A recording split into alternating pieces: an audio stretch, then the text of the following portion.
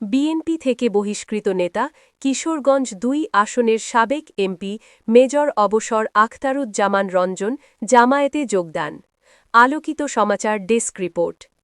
বিএনপির দুইবারের সাবেক সংসদ সদস্য ও বাংলাদেশ জাতীয়তাবাদী দল বিএনপি থেকে বহিষ্কারকৃত নেতা কিশোরগঞ্জের রাজনীতিতে আলোচিত সমালোচিত বীর মুক্তিযোদ্ধা মেজর অবসর আখতারুজ্জামান রঞ্জন জামায়াতের প্রাথমিক সহযোগী সদস্য ফরম পূরণ করে আনুষ্ঠানিকভাবে দলটিতে যোগদান করেছেন।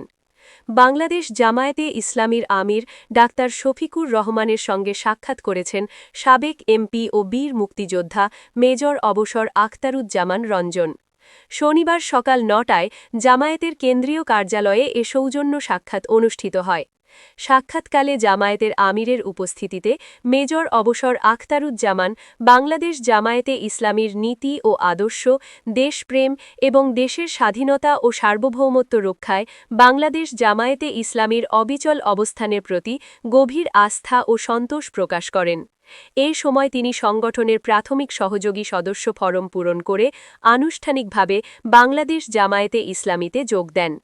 তিনি ইসলাম ও ইসলামী মূল্যবোধ, দেশের স্বার্থ এবং স্বাধীনতা সার্বভৌমত্ব রক্ষায় অবশিষ্ট জীবন অতিবাহিত করার দৃঢ় প্রত্যয় ব্যক্ত করেন।